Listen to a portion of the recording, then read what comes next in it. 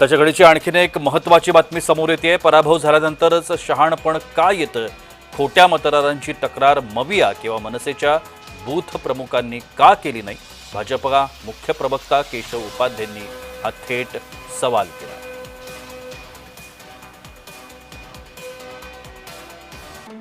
काय म्हणालेत केशव उपाध्ये बघा. राज ठाकरेंनी केलेल्या 96 लाख खोटे मतदारांचा आरोप खरा आहे असं गृहीत धरू. महाराष्ट्रात 48 लोकसभा मतदारसंघ म्हणजे प्रत्येक लोकसभेत तब्बल 2 लाख लोक आहेत. महाराष्ट्रात विधानसभेला एकूण 1,427 बूथ होते. आयोगाच्या माहितीनुसार एका बूथवर सरासरी 937 मतदार होते.